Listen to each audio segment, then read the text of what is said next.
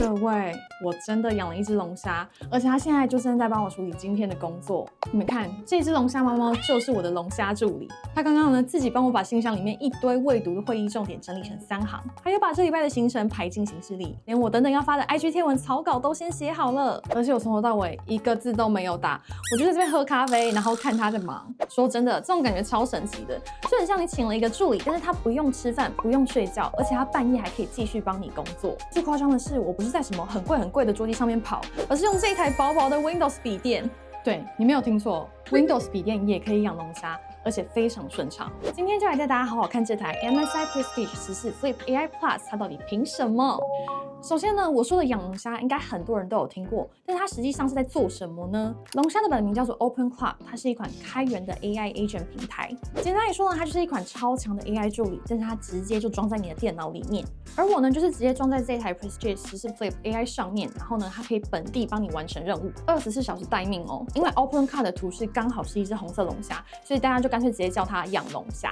那它跟我们平常用的 AI 到底差在哪呢？你想想看 ，ChatGPT 啊、Gemini、Claude 这些，基本上都是你问一句，它回答一句，互动呢就会停在问跟答这个层面。但是 OpenClub 就不一样了，它从一开始的设计呢，就不是为了回答，而是为了执行任务。你丢一个任务给它，它就会自己把任务拆解成好几个步骤，然后一步一步自己手动去完成。而且呢，最好玩的地方就是龙虾可以有自己的技能，还有自己的个性。像是我的龙虾串的是 Claude 的 API， 它可以帮我回讯息啊，定时查资料，然后负责生成贴文的草稿。然后整个画面呢，就很像一间迷你的 AI 工作室，在我的电脑里面自己运转，是不是超可爱？那自从我养了龙虾之后呢，我每天的固定流程是这个样子的，就是我早上一起床呢，龙虾就会帮我整理好今天的 email 还有行程表，就是在我睡觉的时候呢，它就已经帮我跑一遍，然后早上就已经整理好直接给我，然后在中午的时候我就设定它上网去找今天重要的科技新闻，帮我做成 IG 贴文的草稿。所以呢，我中午的时候就出去吃个饭，然后回来呢，我就可以直接看这个 IG 的草稿，然后做成我今天的贴文。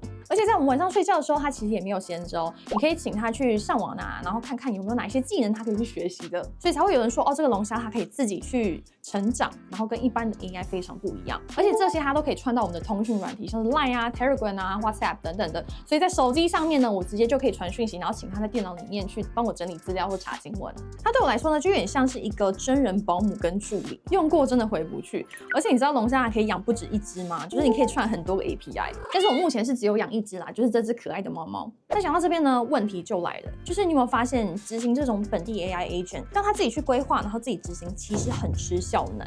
就是你的笔电起码要有一定的规格以上吧。然后我一开始也很怀疑，就是这么薄的一台笔电跑得动吗？因为大家知道龙虾它必须要一直开机，然后一直在背景里面跑。然后我想说，装在这上面可能多少会卡顿之类的吧。结果没有就是真的蛮顺的。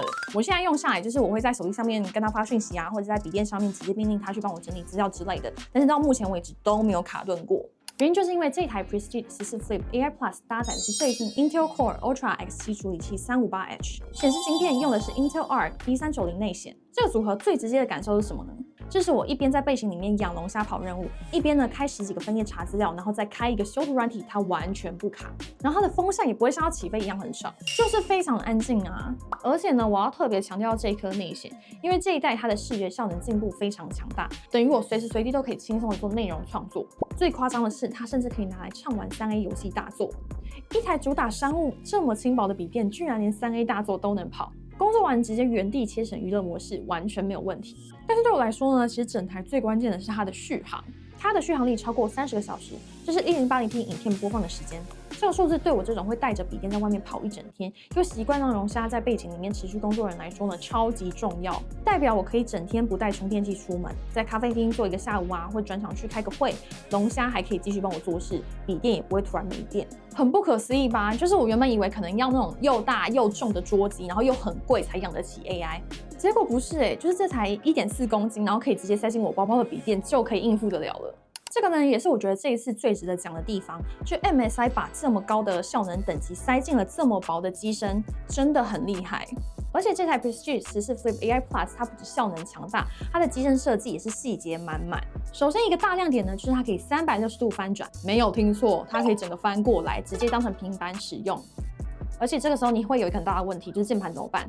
它非常的贴心，只要超过180度呢，它的键盘都会直接锁起来，所以你怎样按呢，它都不会有反应。这样的使用情境变得超级弹性，是说呢，我现在在任何地方都可以工作或是追剧。在工作的时候呢，就用一般的笔电模式。那当我想要追剧或是看影片放松的时候呢，我就翻到后面立在桌上。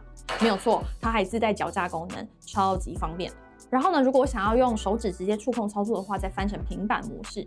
这一台等于抵了好几种用法，不管你是要工作、休闲、娱乐，都可以无缝切换。而且呢，它的质感很好，它整台呢是全部铝合金制成，重量呢是1.37公斤，然后最薄地方只有11.9毫米。如果你觉得14寸看起来不够过瘾的话，其实它还有16寸的大尺寸版本可以选，看你是比较想要方便携带呢，还是想要大画面。最后呢，帮大家总结一下这一台 MSI Prestige 14 Flip Air Plus 最让我惊艳的地方呢，就是我用一台这样子的 Windows 笔电，竟然就可以养龙虾，然后跑 AI Agent。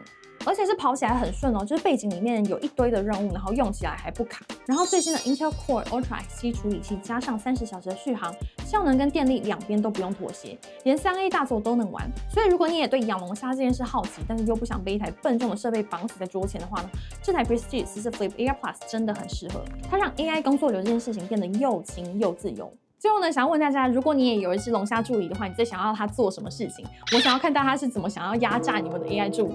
还有，如果你想要看完整的架龙虾教学的话，也欢迎在留言区告诉我。这台笔电的链接我放在资讯栏了，有兴趣的赶快去看看吧。那我们就下部影片再见喽，拜拜。